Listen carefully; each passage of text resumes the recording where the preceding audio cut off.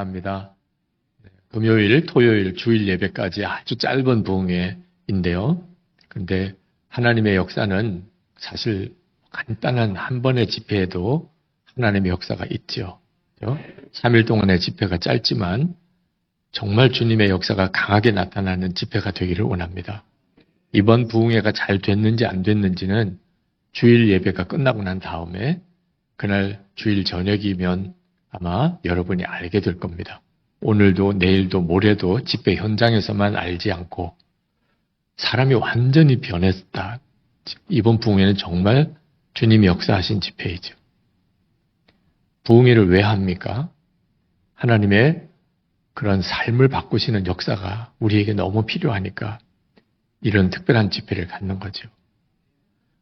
저는 이번에 3일 동안 나는 죽고 예수로 사는 이 복음을 3번에 걸쳐서 전하려고 합니다. 근데 너무너무 중요해요. 예수님을 믿고도 사람은 안 바뀐다는 생각이 굉장히 강합니다. 그런데 정확히 믿지 않아서 그런 거예요. 나는 죽고 예수로 사는 복음을 전하려고 하는 이유가 거기에 있습니다. 정말 나는 죽고 예수로 사는 이 복음을 진짜 알게 되면 사람이 안 바뀔 수가 없어요. 저는 한번 제 성격 유형 테스트를 해봤습니다. 그랬더니 결과가 제 속에 분노가 너무 많다는 거예요. 분노 내재형이래요. 제가 그 결과지를 보고 깜짝 놀랐어요. 맞다. 그런 생각이 들었습니다. 제 속에 부글부글 끓는 분노가 너무 많은 것을 저는 알지요. 근데 제 아내가 아주 기절하듯이 놀라는 거예요. 그러면서 저에게 아니 이건 검사 결과가 틀렸다는 거죠. 그래서 아니야. 정확하게 결과가 나온 것 같아. 그랬더니 저보고 하는 이야기가 어떻게 이렇게 평생 속이고 살았냐. 제 속에 그렇게 분노가 많은 줄 전혀 몰랐다는 겁니다. 그런데 그 결과가 맞다니까 제 아내가 너무 충격을 받은 거예요. 여러분 중에도 제가 이 분노가 많은 사람 같이 보입니까? 없는 사람 같이 보입니까? 그래서 사람은 외모로 판단하면 안 됩니다. 제 안에 분노가 그렇게 많은 것을 사람들이 잘 모르는 것 때문에 그때 제 마음속에 하나님께서 정말 예수 믿고 저 자신을 바꿔주셨구나. 그런 생각이 들었어요. 저는 제가 가지고 있는 이 성격적인 문제, 제 속에 분노가 많은 문제를 가장 심각하게 경험했던 때가 군목이었던 때예요. 그때 이제 군종 전도사님들, 군종병이죠. 군종 사병들이 저와 함께 이제 군인교회를 섬겼는데, 제가 섬기는 군인교회가 4교회예요. 그 4교회마다 이제 군종병들이 있는 거죠. 근데 그 군종병들이 함께 모여서 이제 회의도 하고 기도회도 하고 하는데, 저는 정말 마음을 다해서 우리 군종 전도사님들을 잘 섬기려고, 도우려고, 식사도 잘 먹이려고 그렇게 애를 썼는데도 하여튼 분위기가 그렇게 딱딱한 거예요. 웃음기도 없고 무슨 대화도 없고 하여튼 저만 들어가면 말이 없어지는 거예요. 그리고 제가 어디 외부 출장을 가면 너무 행복해하는 거죠. 그래서 아무래도 마음이 내가 있으면 힘든 모양이구나. 나는 그렇게 잘해주려고 하는데 왜 그럴까? 그렇게 생각을 했었어요. 근데 이제 검사 유형지를 이제 받다 보니까 저 같은 유형의 사람은 다른 사람의 어떤 허물에 대해서 그냥 넘기지를 못한다는 거예요. 그래서 다른 사람의 허물을 보는 눈도 다른 사람보다 더 예리하고, 그리고 누군가가 뭘 잘못하는 것에 대해서 그렇게 속으로만 삭히고 넘기기가 어렵고, 그래서 항상 좀 비판적이고, 그래서 사람들이 너무 힘들어하는 유형일 수 있다는 거죠. 제가 군목 시절에 실제로 그게 나에게 있어서는 굉장히 심각한 문제구나 하는 걸 느꼈어요.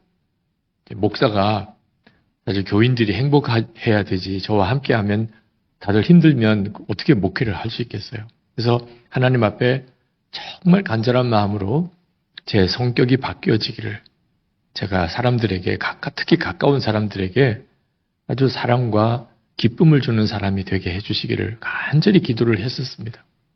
근데 사람은 성격이 안 바뀌는 거잖아요. 좀처럼 저 자신이 바뀌지 않는 거예요. 그것 때문에 정말 힘들고 어려울 때 하나님이 저에게 주신 정말 놀라운 복음이 이 갈라디아서 2장 20절 말씀이었어요.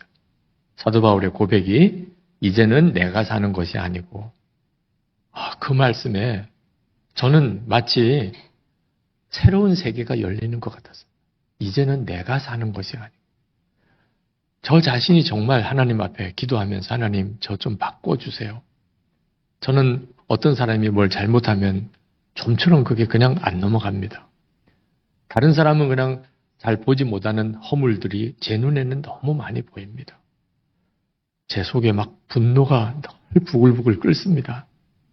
하나님 이거 어떻게 합니까? 제가 허드슨 테일러 선교사님의 그분의 일대기를 쭉 정리해서 보다 보니까 허드슨 테일러 선교사님도 그러셨더라. 중국의 영국 분이죠. 근데 그분이 중국에 가서 중국 분들에게 복음을 전할 때 그 중국 사역자들에게 그렇게 화를 자꾸 내는 자신 때문에 스스로가 마음이 무너졌어요. 내가 이러면 안 되지. 이 중국 분들이 영국 사람하고는 비교가 안 될 정도로 여러 가지 수준이 낮은 당시였죠.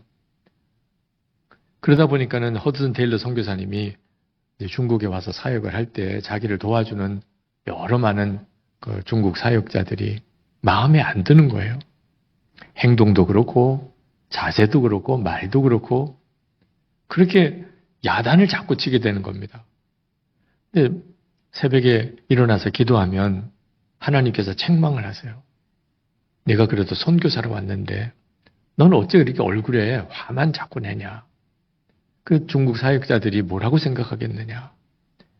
그래서 기도를 해요. 하나님 오늘은 화내지 않게 해주세요. 오늘은 중국 동역자들 오늘 잘 제가 품고 갈 수 있게 해주세요.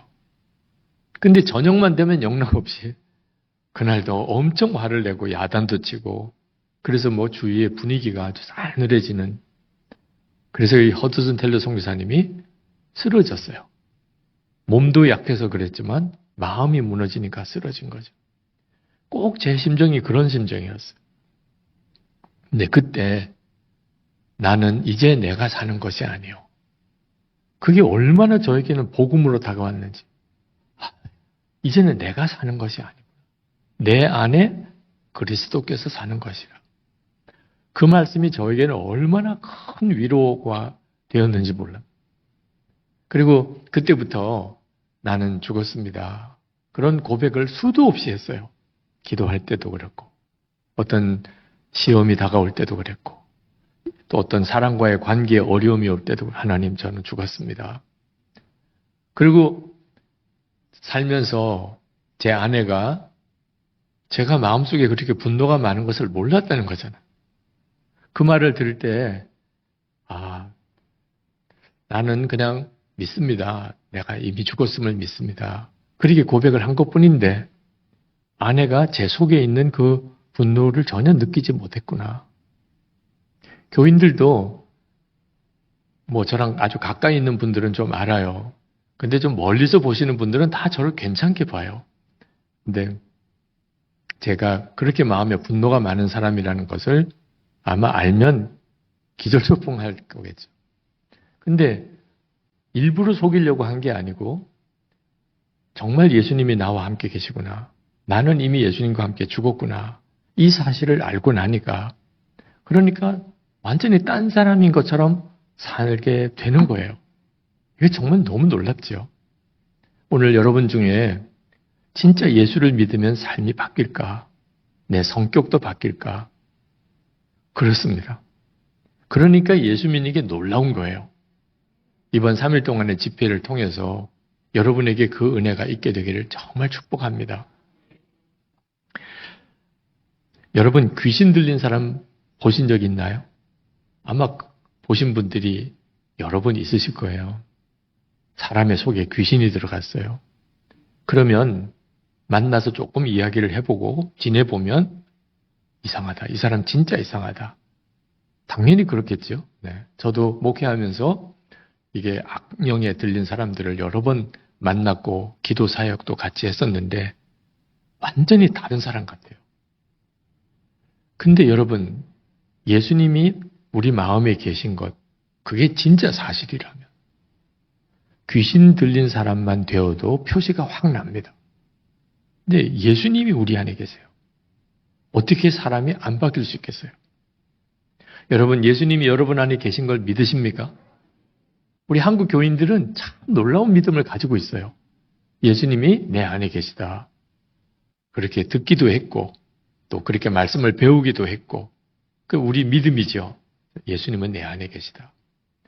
근데 안타까운 것은 예수님이 내 안에 계시다고 그렇게 믿고 고백을 하면서도 사람은 안 바뀌면 그러면 이게 역으로 예수 믿는 사람은 완전히 거짓말쟁이가 되는 거예요. 예수 믿는다면서. 예수 믿는 게 뭐냐? 예수님은 내 안에 오셔서 내가 영접했으니까. 그런데 사람이 안 바뀌어요. 그러면 예수 믿는 거 다 소용없구나 이런 말이 되는 거예요. 그리고 예수 믿는 사람은 거짓말쟁이래요. 세상 사람들이 예수 믿는 사람에 대해서 하는 가장 치욕적인 평가가 거짓말쟁이라. 왜 우리를 거짓말쟁이라고 그렇게 볼까요? 세상 사람이. 우리가 무슨 그런 거짓말을 다른 사람들보다 더 많이 그렇게 하나요?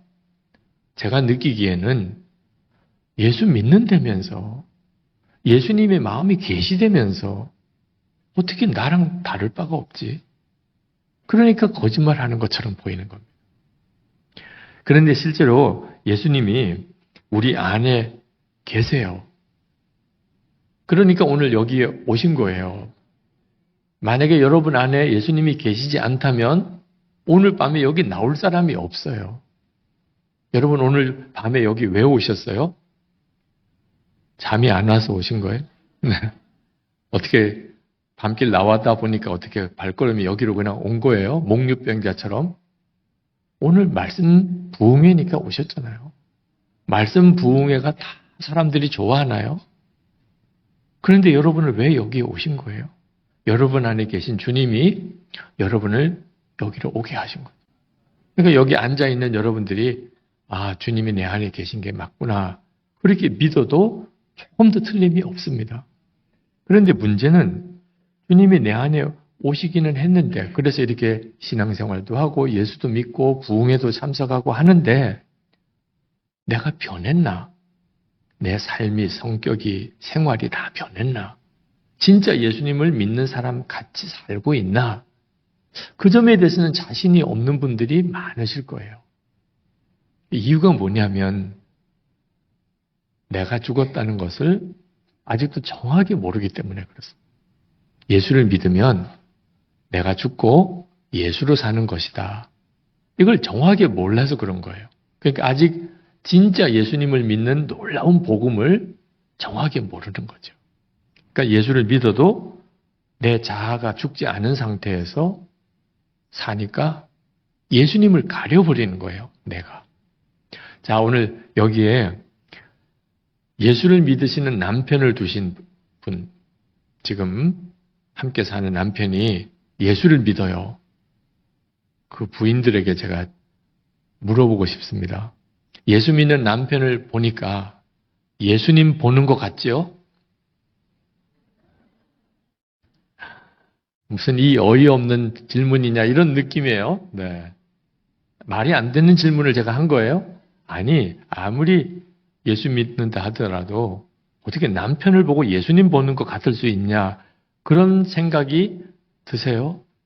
대부분 그러시더라고요. 자, 예수 믿으시는 남편이 오늘 저녁에 오신 분들도 꽤 있으신데 아니 예수님 마음에 계세요 안 계세요? 계시잖아요. 그러니까 오늘 여기까지 오셨죠. 그런데 왜 아내가 그걸 몰라요?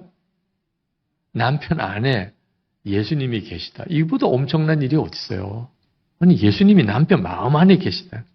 그걸 아내가 어떻게 모를 수 있어요? 아내 여러분, 남편과 함께 오래 살다가 보면 남편 속에 뭐가 들었는지 알아요? 몰라요? 남편이랑 오래 살다 보면 아유 이 사람은 이런 사람이구나 이런 생각을 하는구나 알죠. 아니 근데 남편 안에 예수님이 계세요. 그런데 전혀 몰랐어요. 무슨 일이죠? 남편의 자아가 안 죽으니까. 남편이 안 죽으니까 예수님이 마음에 계셔도 아내도 모르는 거예요. 함께 그렇게 오래 사는 아내도 남편 안에 예수님이 계신 걸 상상도 못했다는 거예요. 자, 예수 믿는 아내와 사는 남편에게 묻습니다. 아내를 보니까 예수님 보는 것 같지요? 참 귀한 분이세요. 네, 지금 아멘 하신 분은 정말 독특한 분. 이따금 어느 교회에 가면 그런 분이 이따금 있으세요. 모든 남편이 아멘은 안 하지만 그런 분이 있으시더라고요. 근데 간혹 이런 경우도 있어요. 아내가 옆에 있어요. 내가 지금 아멘 안 하면 집에 가서 오늘 저녁에 심각한 문제가 생기는 경우가 그런 경우도 이따금 있어요. 지금 이 경우가 그렇다는 건 아니고. 자, 남편들도 아내를 보고 예수님을 보는 것 같다. 그런 반응이 선뜻 못 나오는 경우가 우리에게 솔직한 현상이에요. 왜 그렇죠? 자, 여기 계신 아내 여러분. 예수님의 마음에 계시죠? 그러니까 지금까지 예수 믿고 왔지요. 은혜를 사모하는 마음, 간절히 기도 더 하고 싶은 마음. 다 성령께서 하신 거죠. 그런데 그걸 왜 남편이 몰라요? 아내가 안 죽으니까. 아내의 자아가 안 죽으니까 예수님의 마음에 계신지를 함께 사는 배우자도 모르는 거예요. 자, 부모가 예수를 믿었어요. 그 말은 부모님 마음에 예수님이 계신 거죠. 그러면 자녀들이 얼마나 복이에요. 어려서부터 엄마 아빠를 보면 예수님 보는 것 같은 거예요. 그게 예수 믿는 가정의 자녀들이 누리는 복이에요. 누가 전도를 따로 해줄 것도 없어요. 엄마를 보면 예수님 보는 것 같고 아빠를 보면 예수님 보는 것 같고 그게 당연한 거예요. 예수님의 마음이 계시니까. 그런데 웬걸 엄마 아빠가 예수 믿는 것 때문에 자녀들이 오히려 마음에 시험 드는 일이 많아요. 한 번은 어느 고등학교 학생이 저에게 메일을 보냈어요. 목사님, 우리 엄마에게 완전히 속으셨어요. 이번에 교회에서 우리 엄마를 집사로 임명을 하셨다는데 우리 엄마의 실상을 몰라서 그래요. 목사님, 정확하게 좀 알고 집사를 세워도 세우세요. 우리 엄마 예수 믿는 사람이 아닌 것 같아요. 내가 보기에는. 그렇게 썼어요. 그 집사님이 교회에서 참 충성하고 헌신도 잘하고 그렇게 믿음도 좋아 보이더라고요. 저는 그 집사님이 완전히 거짓이라고 생각 안 해요. 그런데 왜 그 아들은 엄마를 거짓말장이라고 사기꾼이라고 보죠? 엄마가 안 죽으니까. 자아가 안 죽으니까. 예수를 믿기는 했지만 내 자아가 안 죽었다는 게 이렇게 심각한 문제가 되는 거예요. 그 아이들이 나중에 커서 자기도 알게 돼요. 그때 우리 엄마 아빠가 정말 예수를 안 믿은 게 아니고 우리 엄마 아빠의 자아가 안 죽어서 그랬구나. 근데 너무 늦어요. 그걸 깨닫기까지. 그러니까 어린 아이 때는 엄마 아빠가 다 사기꾼 같아요. 거짓말장. 그러니까 예수 믿고 싶은 마음이 없는 거예요. 아니 예수를 믿는 우리 엄마 아빠가 저 모양인데 나 싫어. 그래서 예수 믿는 가정의 자녀들이 의외로 오히려 전도를 하기가 어려워요. 나 다 알아. 나 어릴 때 교회 다녀봤어. 우리 엄마 아빠도 다 교회 다녔어. 나 안 믿어. 이게 얼마나 무서워요. 이유가 뭐냐면 자아가 죽지 않아서. 내가 예수님은 영접을 했는데 내 자아가 죽지 않으니까 예수님께서 나를 어떻게 역사를 못 하시는 거예요. 내 안에 오셨는데도 역사를 못 하시는 거예요. 한 번 어느 토크쇼를 보니까 할아버지 할머니를 모시고 이제 사회자가 이야기를 쭉 나누는 시간인데 할아버지가 80이 다 넘으신 그런데 정정하신 분이에요. 근데 이제 대화를 나누는 것을 들어보니까 할머니가 할아버지한테 원하는 게 뭐냐면 술을 끊으라는 술 좀 마시지 말라. 근데 할아버지는 너무 억울해 하시는 거예요. 자기가 이렇게 다른 친구들이나 주위 사람들보다 술을 많이 마신대. 그런데 자기 동기나 친구들이나 다 죽었대요. 근데 자기는 술을 그렇게 많이 마시는데도 80이 되도록 이렇게 건강하다는 거예요. 근데 왜 내가 이제 술을 끊어야 되냐? 아니, 술을 그렇게 마셔도 이렇게 건강하게 잘 오래 사는데 굳이 내가 왜 술을 끊어야 되느냐? 아내가 자꾸 술을 끊으라고 하는 것 때문에 너무 자기가 마음이 정말 힘들다는 거예요. 그랬더니 그 할머니가 한마디 하셨어요. 요때 죽으면 딱 좋아요. 그래가지고 그냥 다 뒤집어졌어. 요때 죽으면 딱 좋아, 요때. 할아버지는 무슨 말인가 눈이 둥그레져가지고 요때 죽으면 좋아? 그게 무슨 말이야? 제가 그때 우리 예수 믿는 성도들이 진짜 나는 죽고 예수로 사는 복음을 딱 깨닫고 지금부터 정말 내가 죽었다는 사실을 믿으면 얼마나 놀라운 일이 벌어질까.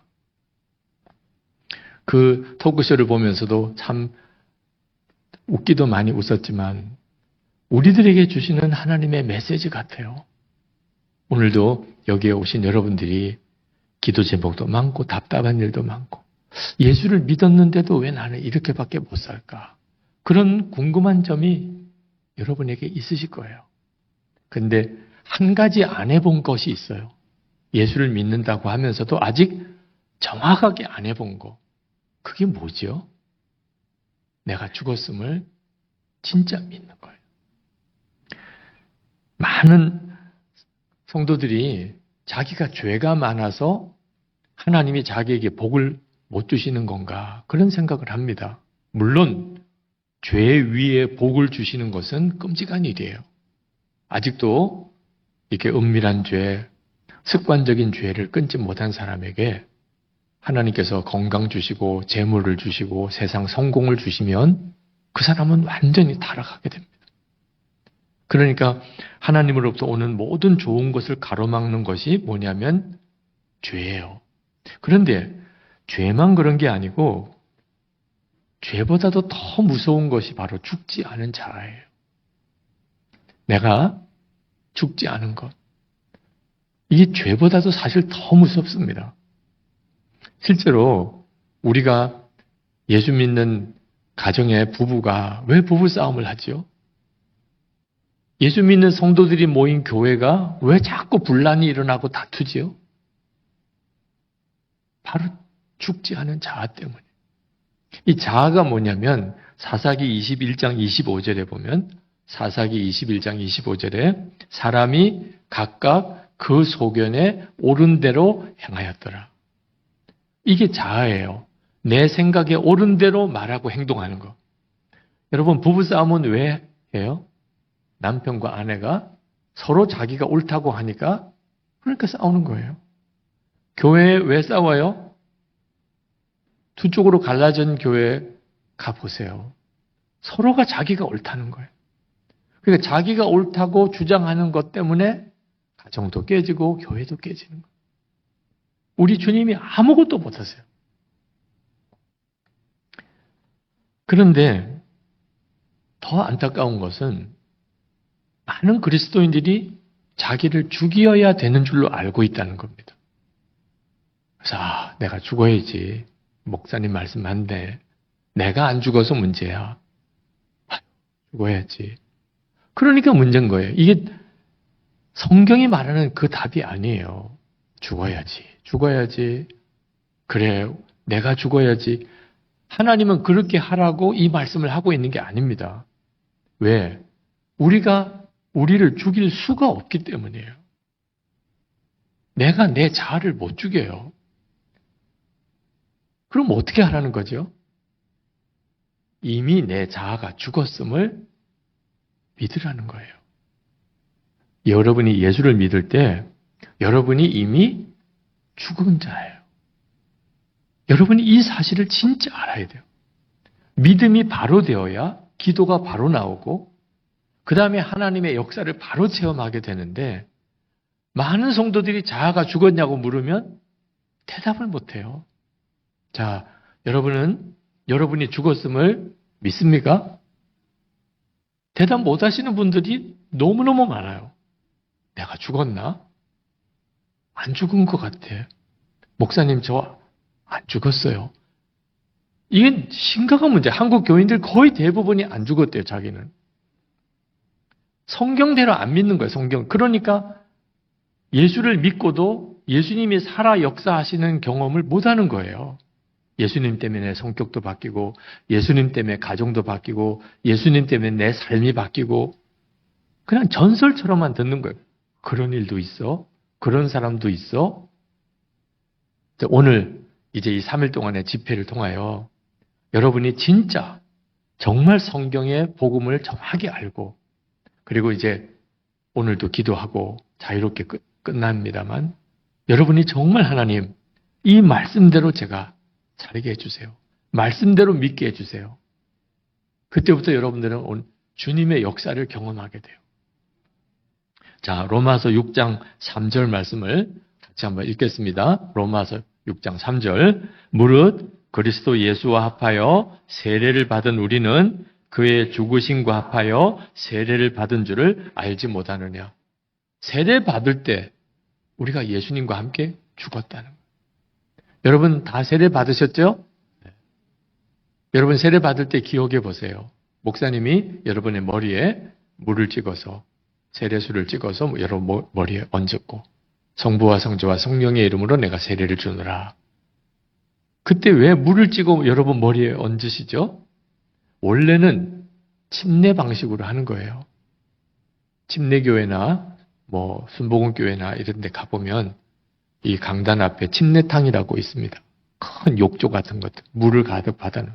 세례 받을 때 이제 흰 가운 같은 것을 입고, 그리고 그 욕조에 들어가면, 그러면 세례 집례하는 목사님이 머리를 잡고 물속에 찍어요. 그 물속에 확 잠겼다가 일어나요. 그게 침례지요. 우리 감리교회나 장로교회에서는 그걸 약식으로 이제 그냥 머리에 물을 찍어 세례를 주는 방식으로 세례를 줍니다. 똑같아요. 내용은 똑같은 내용이에요. 다 의식일 뿐이죠. 중요한 건 내용인 거예요. 뭐냐면 죽었다는 거예요. 죽었다.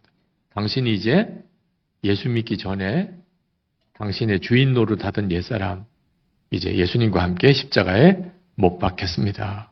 하고 죽는 거예요. 그리고 예수님의 생명으로 다시 삽니다. 여러분이 세례 받을 때 죽은 거예요. 세례 받을 때. 그런데 아직도 안 죽었다면 어떻게 하는 거예요? 아니, 세례를 받아놓고서도 그때 아멘 했어요, 안 했어요? 근데 왜 이제 와서 딴소리를 하는 거예요? 세례 받을 때 우리는 그의 죽으심과 합하여 세례 받은 줄을 알지 못하느냐.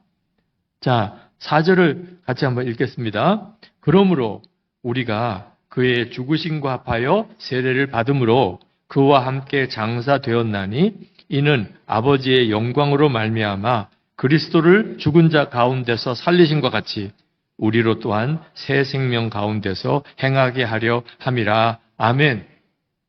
우리는 이미 장례식 치른 사람이에요. 세례 받을 때 그때가 장례식이에요. 여러분은 앞으로 장례식을 치르는 사람이 아니고 이미 장례식 치른 사람이에요. 그래서 나는 죽었습니다. 이렇게 고백을 하게 되는 겁니다. 여러분이 죽었습니까? 그러면 아멘. 그게 정상적으로 예수를 믿는 그리스도인이에요. 자, 제가 여러분에게 한번 질문해 보겠습니다. 여러분은 예수님 때문에 모든 죄가 사함 받았음을 믿습니까? 아니, 어떻게 이 질문을 그렇게 아멘을 크게 해요? 아마 예수 안 믿는 사람이 보면 이상하게 생각할 거예요. 모든 죄가 사함 받았다고? 죄는 자기가 지어놓고 죄를 다 씻음 받았다고? 예수 안 믿는 사람이 정말 이상하게 생각하는 거예요. 근데 왜 우리는 그렇게 담대하게 아멘 하지요? 믿어지니까. 왜 믿어져요? 성경에 약속하셨어요. 성경에 분명히 말씀하셨어요. 누구든지 예수를 믿으면 모든 죄가 사함 받는다고 성경에 약속하셨습니다. 그러니까 우리는 성경대로 믿는 거죠. 근데 왜 죽었다는 건 아멘을 못하냐 말이에요. 성경에 똑같이 죄사함 받은 것과 똑같이 우리가 예수님과 함께 장사되었다. 주님이 죽으실 때 하나님이 그렇게 정하셨어요. 궁금하시죠? 아니 예수님이 죽은 게 왜 내가 죽은 게 되나? 고린도전서 1장 30절 말씀. 같이 한번 읽겠습니다. 너희는 하나님으로부터 나서 그리스도 예수 안에 있고 예수는 하나님으로부터 나와서 우리에게 지혜와 의로움과 거룩함과 구원함이 되셨으니. 그러니까 하나님이 정하셨어요. 하나님이 어떻게 정하셨냐면 우리가 예수를 믿을 때 우리는 예수님 안에 있게 하셨어요. 여러분이 예수를 믿을 때 여러분은 예수님 안에 있는. 자, 그러니까 예수님이 죽으셨어요. 누가 죽은 거죠? 여러분도 죽은 거예요. 여러분이 예수님 안에 있으니까. 예수님이 십자가에 달리실 때 예수님만 죽은 게 아니고 예수님 안에 있는 우리도 같이 십자가에 죽은 거예요. 우리가 죽었기 때문에 우리 죄가 사함을 받은 거예요. 우리가 안 죽었다면 우리 죄가 사함 받을 수가 없어요. 구약시대 때 사람이 죄를 지으면 하나님이 죄를 용서하시는 그런 제사 규례를 정해 두셨어요. 그래서 내가 죄를 지은 사람이 나 대신에 죽을 제물을 가지고 이제 제사장에게로 갑니다. 그러니까 제사장에 가서 제사장 앞에서 자기 대신에 죽을 제물의 머리에 손을 얹어요. 그러면 죄가 내가 지은 죄가 이 짐승에게로 옮겨갑니다. 그러면 그 제물의 목을 따요. 그럼 피를 콸콸콸 쏟으면서 죽지요. 그러면 이 제물이 죽은 것이 내가 죽은 것이 되는. 하나님이 그렇게 하시겠다고 약속하셨어요. 그래서 번제로 하나님 앞에 바치고 나는 이제 죽었으니까 제물이 죽었으니까 내 죄는 사함을 받은 거죠. 그게 하나님이 구약 때 우리 죄를 사하시기 위해서 정해두신 제사법이에요. 그런데 이 제사는 모형입니다. 원형은 예수님의 십자가예요. 예수님의 십자가를 우리에게 정말 그 은혜를 믿게 하려고 구약 제사법을 주신 거예요. 자, 죄는 우리가 지었어요. 예수님은 우리의 어린 양이에요. 여러분 예수님을 어린 양이라고 고백하고 노래하는 거 들어본 적 많지요? 하나님의 어린 양, 우리의 속죄 제물이에요. 그래서 예수님의 십자가에서 피 흘려 죽으셨어요. 그러면 나도 죽은 거죠. 하나님이 그렇게 정하셨잖아요. 나의 속죄 제물이셔요. 예수님이. 예수님이 십자가에 죽으셨어요. 그러면 우리는 어떻게 해야 돼요? 나도 죽었구나. 그렇게 믿어야 맞잖아요. 하나님이 그렇게 정하시고 독생자까지 십자가에 죽게까지 하셨는데 우리가 안 믿으면 그러면 이게 얼마나 기가 막힌 안타까운 일이냐는 거예요. 예수님의 십자가에 죽으신 게 분명합니까? 그러면 사도 바울도 죽었고 나도 죽은 거예요. 그러니까 사도 바울이 이 사실을 분명하게 믿었기 때문에 고백을 한 거예요. 내가 그리스도와 함께 십자가에 못 박혔나니 그런즉 이제는 내가 사는 것이 아니요 오직 내 안에 그리스도께서 사시는 거예요. 그러니까 여러분 이제부터 예수님을 진짜 믿는다는 건 무슨 뜻인가? 내가 예수님과 함께 이미 죽었음을 믿는 것. 제가 이렇게 설교를 하고 난 다음에 어느 목사님이 저에게 목사님 오늘 말씀에 큰 도전을 받았고 많은 걸 깨달으셨다는 거예요. 그러면서 목사님 제가 이제부터는 정말 내가 죽었다는 고백을 할 수 있기 위하여 열심히 노력하겠습니다. 정말 너무너무 힘들더라고요. 그렇게 죽었다고 말씀을 드렸는데 죽었다는 고백을 할 수 있기 위하여 열심히 노력하겠대. 세상에 뭐 노력을 할 게 뭐 있어요. 죽었으면 끝난 거지. 오늘 밤에도 그런 분이 계실까 봐 제가 걱정을 해요. 목사님 은혜 받았습니다. 이제 죽도록 노력하겠습니다. 너무나 많은 분들이 그렇게 설교를 했는데도 그래서 죽었습니다. 이제 집에 가서 가족들 다 불러 모아놓고 내가 오늘 저녁에 큰 은혜를 받았다. 너희들에게 꼭 하고 싶은 이야기가 있다. 뭔데요?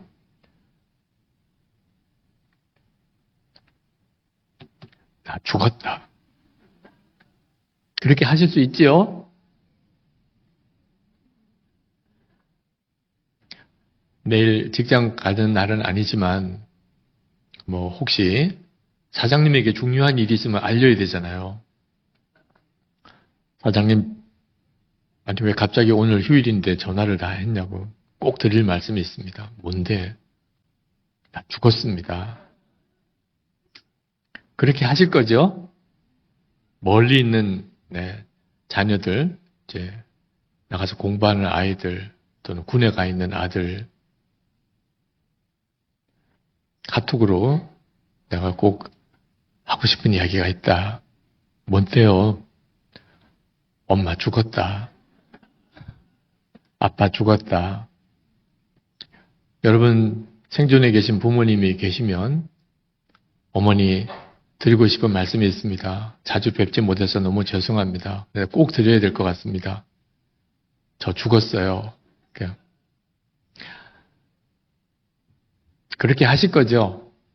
오늘 이제 진짜 말씀이 그렇잖아요. 그죠? 제가 뭐 제 이야기를 한 거 아니잖아요. 성경이 있는 내용이잖아요. 근데 그걸 못 하는 거예요. 이게 얼마나 놀라운 일이에요. 내가 이미 죽었다는 거예요. 제가 처음에 이 설교를 처음 할 때 그때 진짜 마음에 두렵더라고요. 이렇게 설교해도 될까? 성도들에게 이렇게 가르쳐도 될까? 왜냐하면 주변에서 그렇게 설교하시는 목사님들이 너무 없으시는 거예요. 이렇게 중요한 복음이라면 왜 말씀들을 안 하실까? 근데 그때부터 지금까지 30년이 넘도록 나는 죽었습니다. 이게 복음입니다. 예수님과 함께 우리는 이미 죽었습니다.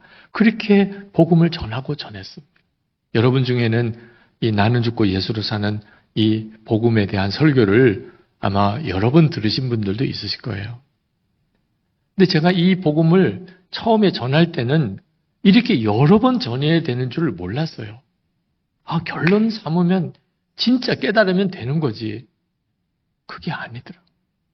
그렇게 나는 죽었다는 말을 듣고도 그게 자기 믿음으로 바뀌기까지가 시간이 얼마나 많이 걸리는.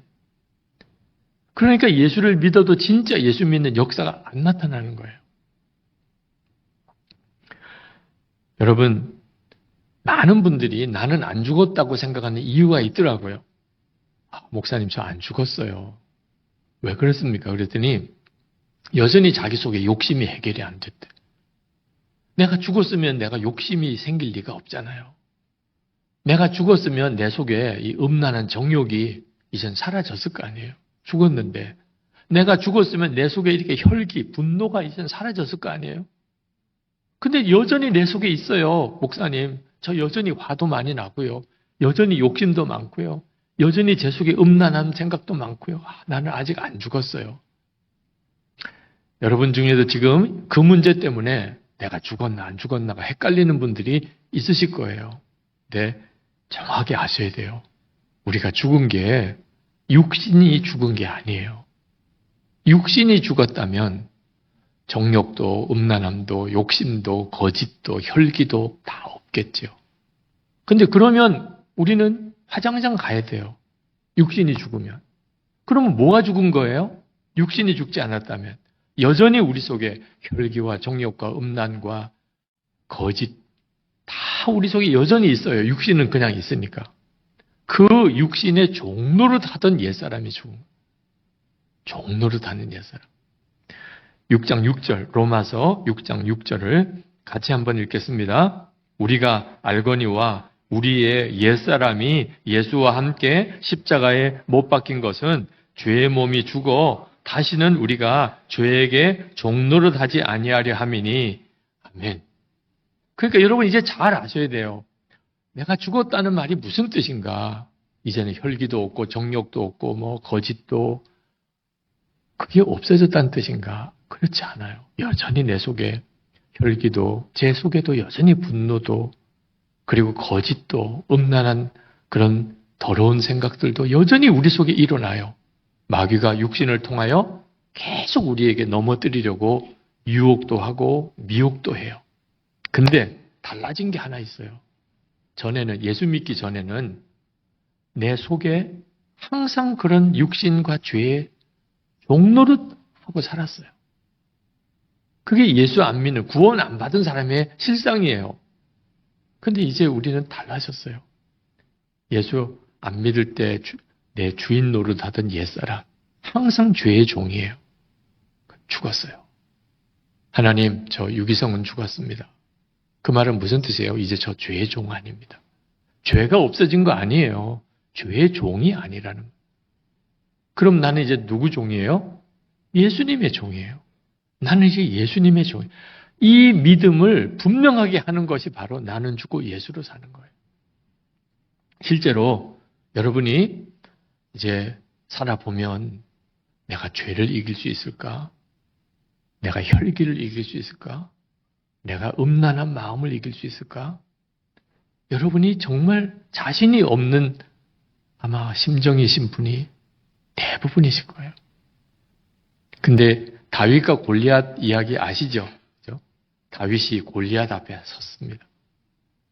도대체 어떻게 다윗이 골리앗을 이길 수 있어요? 여러분이 죄와 정욕과 여러분 속에 있는 거짓과 혈기, 음란한 마음, 내가 그걸 어떻게 이길 수 있어? 다윗을 생각하셔야 돼요.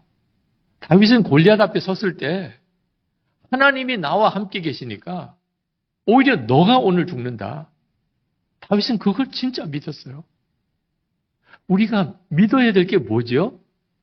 그동안에 나는 영락없이 죄에 넘어지고 영락없이 혈기에 넘어지고 영락없이 음란에 넘어지고 근데 이제 나는 예수님과 함께 그 옛사람은 죽었어요.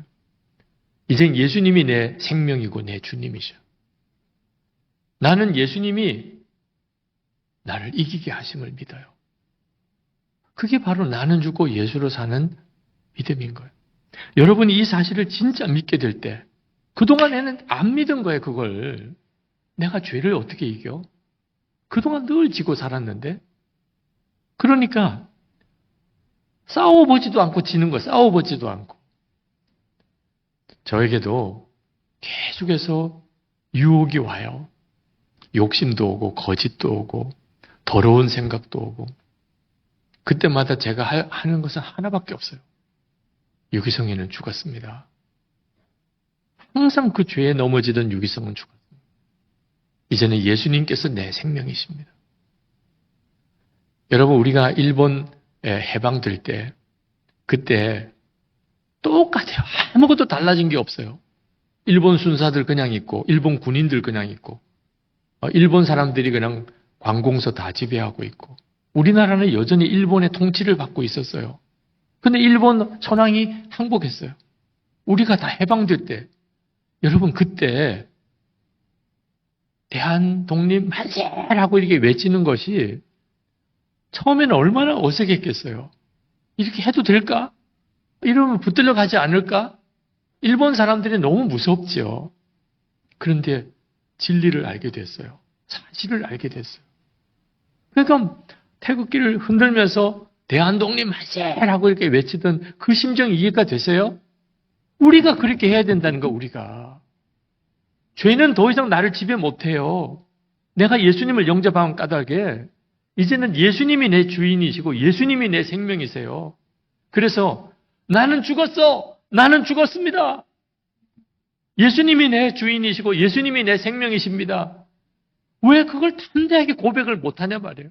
안 죽은 것 같아요. 아니 안 죽으면 어떻게 예수님의 생명으로 살아요. 예수를 믿는다면서도 나는 안 죽은 것 같아. 성경이 분명히 죽었다고 하나님이 그렇게 말씀하셨는데도 그러니까 너무나 많은 성도들이 가정에서 살든 직장에서 살든 예수님의 역사가 나타나지 못하게 사는 거예요. 그러면서 계속 생각하기를 왜 주님은 역사 안 해주실까? 왜 주님은 기적을 일으켜주지 않으실까? 왜 주님은 우리의 삶을 바꿔주지 않으실까? 내가 진짜 안 믿으면서 십자가에서 이루신 이 엄청나고 놀라운 일을 안 믿고 고백하지 못하면서 주님이 어떻게 해달라고 하시는 거예요? 제가 한 번은 교회에서 저에 대해서 아주 거짓 소문을 내는 교인이 한 분 있었습니다. 자세한 이야기는 예수님의 사람 제자훈련 교재에도 나오니까 제가 자세한 이야기는 드리지 않겠어요. 여러분 얼마나 분하고 억울하고 교인들이 얼마나 미운지 말. 그 거짓 소문을 교인들이 다 진짜로 믿고 있는 거예요. 그리고 서로 소문을 퍼뜨리는 거예요. 나만 몰랐어요. 근데 나중에 그걸 알고 난 다음에 엄청난 배신감이 들더라고요. 목회를 못할 것 같아요. 빨리 그 소문을 낸 사람을 찾아서 교인들 앞에서 공개적으로 해명하도록 만들고 싶더라고요. 그래야 되잖아요. 여러분도 누가 여러분에게 거짓 소문을 내면 어떻게 하시겠어요? 근데 하나님이 못하게 하는 거예요. 아마 제가 그때 그랬으면 제가 목회를 그 다음에 못했을 거예요. 그때 제 억울한 것은 풀 수 있었겠지만, 목사가 돼가지고, 누가 잘했냐, 못했냐만 따지고, 그리고 그 사람 불러내가지고 사람들 앞에 공개적으로 회개시키고, 그리고 무슨 용서와 사랑을 제가 설교할 수 있겠어요? 하나님이 그때 절대로 누가 그런 소문 냈는지 말하지, 찾지 마라. 절대로 사람들 앞에 그런 문제 해명하려고 하지 마라. 그걸 죽으라는 거잖아, 죽으라. 기도를 하는데 아무 기도가 안 나와요. 하나님, 무슨 기도를 해야 됩니까? 그때 제 마음에 내가 이미 죽었잖아. 그렇지 않으면 진짜 죽을 것 같아요. 그래서 그때 하나님께 드렸던 고백이 나는 죽었습니다. 하나님, 나는 죽었습니다. 그 고백을 한 10번쯤 했을까요? 갑자기 모든 게 달라지는 마음이 오는, 억울한 마음, 너무 미운 마음, 분노 다 사라지는, 너무 편안한 거예요. 죽었다는 게 이렇게 좋은 거구나. 이게 죽음이구나. 죽으면 산다는 말이 이 말이구나. 아니 진짜 살 것 같은 거예요. 이야, 그래서 죽으라고 하신 거구나. 그리고 하나님 앞에 하나님, 주님의 마음을 주세요. 나는 죽었으니까. 이제 무슨 기도를 해야 돼요? 주님의 마음을 주세요. 그 말을 딱 하자마자부터 통곡했습니다. 얼마나 울었는지. 제가 왜 우는지도 모르고 울었어요. 나중에는 완전히 지쳤어요. 눈물, 콧물 범벅이 돼서 그 기도 방석이 완전히 눈물, 콧물 범벅이 돼서 있는데 내가 왜 이렇게 우나? 주님의 마음을 달라고 했던 것 생각이 나요. 저는 예수님이 내 안에 계시지만 예수님의 마음이 어떤지 한 번도 느껴보지 못했어요. 내가 안 죽으니까 예수님이 어떤 마음인지조차를 모르겠더라고요. 근데 그날 내가 죽음을 받아들이니까 그때 주님이 어떤 마음인지를 깨우쳐 주신 거예요. 그때 예수님의 마음에 애통함이 많다는 것을 처음 이게 주님의 애통함이구나. 저를 보는 마음도 애통하시고 교인들을 보는 마음도 애통하시고 여러분들도 진짜 주님의 마음을 달라고 한번 기도해 보세요. 그러면 남편을 보거나 아내를 보는 마음이 완전히 달라요. 부모님을 보는 마음, 자식을 보는 마음이 여러분의 마음과 주님의 마음이 완전히 달라요. 아버지 마음으로, 엄마의 마음으로 자식 잘 못 길러요. 예수님의 마음으로 길러야 진짜 제대로 길러요. 목사의 마음으로 목회하는 것도 아니더라고요. 예수님의 마음으로 해야 되고 여러분들도 주의 종 목사님을 대하는 마음, 장로의 마음, 권사의 마음, 집사의 마음 다 귀하지만 그 마음으로는 주의 종을 이해 못해요. 주님의 마음. 그때 비로소 주님이 모든 것을 다 알게 하고 바꾸세요. 사도 바울이 이렇게 고백을 합니다. 로마서 6장 3절 6절에 우리가 예수님과 함께 십자가에 못 박혀 죽었다고. 근데 갈라디아서 2장 20절에 오면은 내가로 바뀌어요. 내가 그리스도와 함께 십자가에 못 박혔나니 이제는 내가 사는 것 아니요 내 안에 그리스도께서 사시는 거예요. 그러니까 우리도 꼭 같이 해야 되는 거예요. 하나님이 모든 예수 믿는 사람을 예수님과 함께 죽게 하시고 예수님으로 살게 하셨어요. 근데 중요한 것은 이제 내가 그렇다고 고백할 수 있냐는 거예요. 내가 죽었습니다. 고아로 부모님이 세상 다 떠나시고 갑자기 고아가 돼. 그 고모가 결혼 안 한 고모가 그 조카를 거뒀어요. 그래서 이제 어릴 때부터 엄마 노릇하면서 조카를 기른 거예요. 근데 이 조카가 자라면서 고모의 사랑을 받기는 했지만 고모도 혼자 사시는 분이라 마음에 상처가 많아요. 그러니까 조카에게도 알게 모르게 상처를 많이 주었어요. 그러니까 이 조카가 고모를 사랑하면서 동시에 미워하는 마음이 사춘기가 되니까 걷잡을 수가 없어요. 고모는 고모대로 얼마나 힘들어요. 그죠? 조카를 또 맡아가지고 결혼도 안 하고 그 조카를 기르는데 조카가 자꾸 반항을 하고 막 고모에게 대들고 그러니까 고모는 고모대로 힘들잖아요. 근데 이 조카가 예수를 믿었어요. 교회를 다니게 됐어요. 교회에서 은혜를 받았어요. 수련회 때 성령 체험도 하고. 그때 이 조카 마음에 고모와의 관계가 너무너무 하나님 앞에 회개가 되는 거예요. 내가 고모한테 그러면 안 되는데. 그런데 고모한테 잘하자고 생각했는데 집에 가면 고모 얼굴만 보면 또 막 짜증이 나는 거예요. 고모가 조카 위해서 무슨 좋은 말 한마디라도 이렇게 하면 그게 막 반발이 생겨요. 그러고는 늘 후회를 하는 거예요. 근데 이 조카가 어느 날 목사님의 설교를 듣는데 깜짝 놀랐어요. 내가 이미 죽었다. 예수님과 함께 내가 이미 죽었다. 그날 그 조카가 집에 가서 문을 열고 들어가야 되는데 고모는 교회를 안 다녀요. 조카가 교회 다니는 것도 고모 마음에는 안 들어요. 왜? 그 옛날에는 연회당이라고 해가지고 교회 가서 공부는 안 하고 남학생, 여학생끼리 몰려다닌다고 늘 그런 비난을 받기도 했었거든.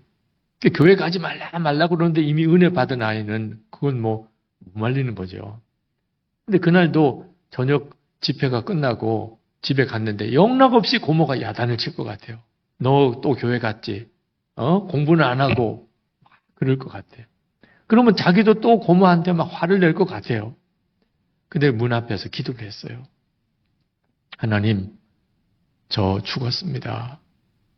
제가 고모를 만나면 저 오늘 또 고모한테 화내고 그러면 고모는 고모대로 또 오늘 하루가 힘듭니다. 예수님께서 고모를 만나주세요. 나는 죽었습니다. 내 안에 계신 주님, 저 대신에 고모를 만나주세요. 그렇게 기도를 하고 문을 열었어요. 고모는 다 현관에서 기다리고 들어오기만 해봐 했던. 근데 이제 저녁 집회 끝나고 조카가 들어오는 걸 보고 화가 막 날 대로 난. 그래가지고 또 막 속사포처럼 막 똑같이 야단을 하는 거예요. 고모 마음은 조카 잘 되라고 하는 거지만 그 조카에게는 정말 쉽지 않은 이야기인데 그날 이상한 일이 벌어져요. 이 조카 아이가 그 자기에게 막 소리를 지르는 고모를 보는데 아무 소리도 귀에 안 들어와요. 그 고모 얼굴만 보이는 거예요. 자기가 어릴 때 그렇게 젊고 이뻤던 고모. 근데 자기가 이제 고등학생이 됐어요. 고모도 이제 나이가 들었어요. 그게 너무 마음이 가짠한 거예요. 고모도 이제는 나이가 든 거. 그래서 고모, 그러면서 그냥 고모의 품에 안겼어요. 고모 고마워. 고모 사랑해. 고모도 이제 나이가 많이 드신 것 같아요. 이 고모가 혼자 사시는 분인데 갑자기 조카가 자기 품에 들어와서 자기를 꼭 안고 고맙다 그러고 사랑한다 그러고 뭐가 이렇게 마음에 확 뜨거운 게 밀려오더래요. 이게 왜 이렇지? 얘 왜 이랬지? 분명히 뭐가 나빠진 건 아니야. 근데 뭐 설명이 안 되는 거야. 얘 왜 이랬지? 뭐가 달라진 것 같아. 결국은 그 조카 따라서 교회를 나와요. 그리고 예수를 믿어요. 그 고모도 구원받았죠. 제가 그 성도의 간증을 듣는데 너무너무 은혜가 되더라고요. 나가 죽었습니다. 이 기도가 얼마나 놀라운 능력의 기도인지 그게 정확하게 복음을 받아들인 거예요. 시험이 올 때나 어려운 일이 올 때 나는 죽었습니다. 하나님이 우리를 위해서 해주신 엄청난 축복이거든요. 목사님 한 분이 상담을 했는데 그 목사님에게는 음란죄가 있어요. 무슨 간음을 한 건 아니지만 음란물에 완전히 중독이 돼 있는. 교인들은 몰라요.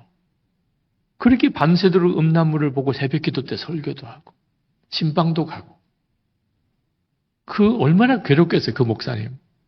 저를 만나서 그 어려운 고백을 하더라고요. 목사님, 저 음란물 중독입니다. 회개도 많이 하고 금식도 하고 기도원도 가고, 근데 조금 나아지는 것 같다가 다시 또 죄짓고 다시 죄짓고, 이제는 눈물도 안 나고 회개도 못 하겠대. 목사님, 저는 어떻게 하면 좋습니까? 제가 참 그런 상담은 참 어려운 상담이거든. 그런데 그 목사님께 그렇게 말씀을 드렸어요. 목사님, 우리 힘으로는 음란죄를 못 이깁니다. 우리 힘으로는. 음란의 유혹이 얼마나 무서운지. 그런데 하나님이 우리에게 주신 복음이 놀랍습니다. 우리에게 주신 복음이 나는 죽고 예수를 힘으로 사는 겁니다. 목사님이 하실 일은 지금까지는 음란물을 보지 않으려고 애를 썼습니다. 근데 이제는 목사님이 이미 그 음란의 종이 되는 것에서부터 죽었음을 믿으시기 바랍니다. 그걸 인정하십시오. 난 죽었다. 그랬더니 그 목사님이 느껴지지 않는다. 아니, 목사님, 지금 느껴지고 말고를 따질 문제가, 성경을 보십시오. 성경에. 목사님은 이미 죽었어요. 목사님의 그 죄의 종로를 다는 것은 예수님과 함께 이미 하나님이 처리하셨어요. 목사님은 믿으시는 게 목사님이 할 일이에요. 그때 그 목사님이 자신이 없다는 거예요. 나도 막 짜증이 확 나더라. 아니, 지금 목사님이 되셔가지고 느껴지지 않는다, 뭐 자신이 없다, 지금 이럴 때입니까? 따라하세요. 나를 따라하세요. 하나님, 저 아무개 목사 죽었습니다. 대답을 못 하세요.